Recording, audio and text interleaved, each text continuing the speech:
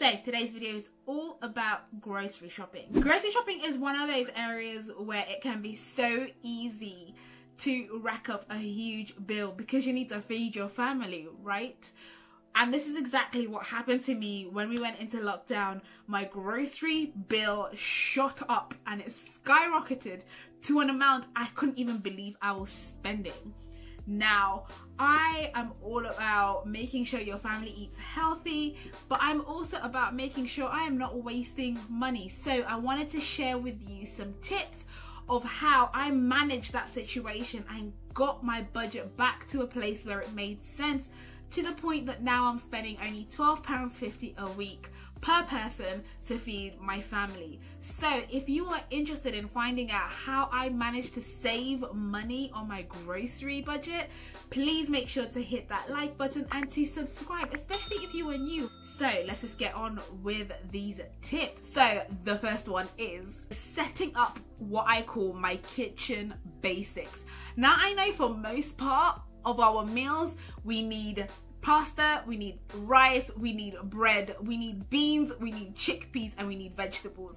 So I have a set list of some kitchen staples that I know we are gonna eat, and I make sure that I buy long-lasting items that are cost effective.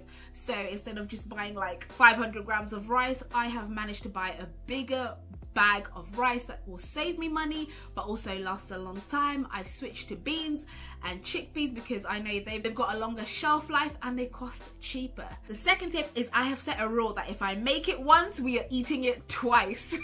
And by that I mean two things. So I know that when I'm meal planning and when I am grocery shopping, I am shopping for dinner because I know if I'm gonna cook it at dinner, we are having it at lunch. And that way I don't need to think about extra meals for lunch and buying extra things.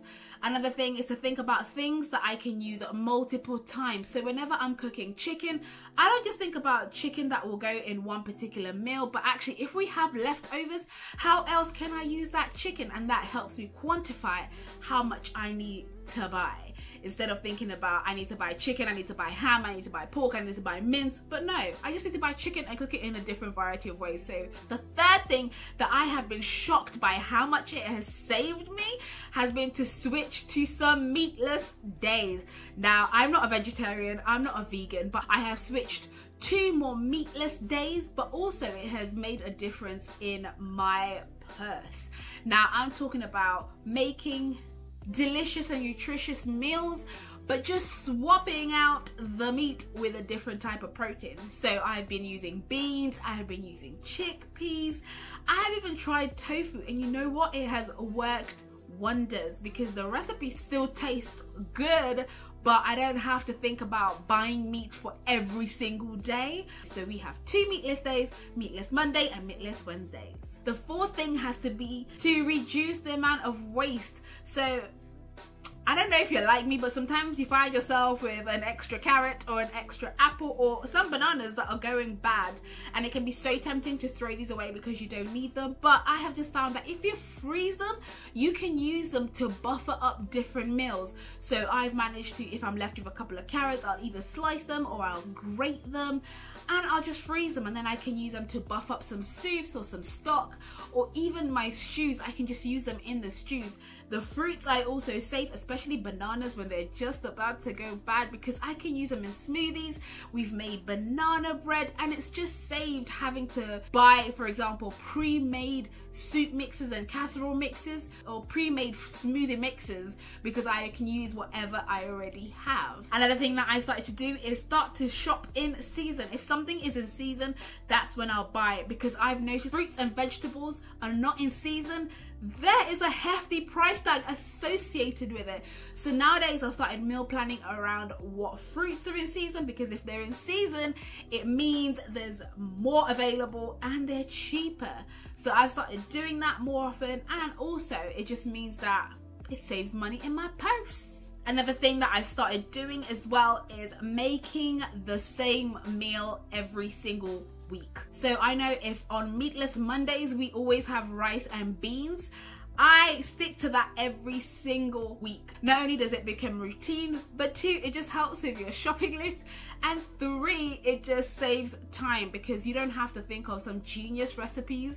The only difference that I do is different recipes from different countries. And it feels like having a variety, but you're just using the same thing.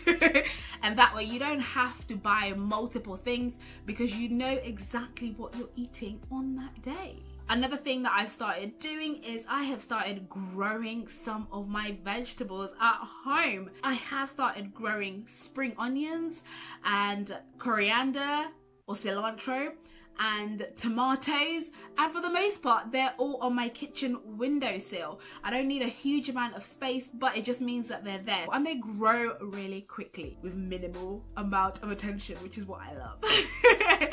So I would recommend start growing some things at home. So now that you know exactly what meals you're having which day, what are your staple meals, always do a stock take before you go home. There's nothing more annoying than coming back home and realizing you have just doubled up on something you already had at home. And this is probably one of the biggest mistakes that I was making when we first went into lockdown. But now I've realized doing a stock take and going through your cupboards, going through your fridge, going through your freezer and finding out exactly what it is that you have not only helps with meal planning, it also helps with grocery shopping and then not spending as much at the supermarket, which is what we want, right? Always make sure you check you have a cashback system on your phone. So I use 2 particular methods that I'm hoping to go into a bit more depth in another video, which is why you need to subscribe and hit that notification button because you're not going to want to miss that video, because I'm sharing with you how I am getting free things. And I don't know who doesn't like free things. So the first thing is to always make sure that you check your bank account. Now my bank has started doing these cashback offers on specific stores, so I will go through it and I will see if there's a good cashback system going on and I will tick it and I will make sure I get my money back. The second thing is to use an app that lets you scan your barcode and gives you your money back. So I'm here for free things, and if you want to find out more, you know exactly what to do. And finally is make sure you are shopping at discount stores. So many people have found that actually shopping at Aldi and shopping at Lidl can make a huge difference, not only to your budget, but you still get good quality stuff. And whilst you're at it, why don't you check out this video, which is going to share with you all the frugal things that I am doing that are saving me a significant amount of money. I'm sharing with you 30 things that have transformed my bank account and saved me thousands.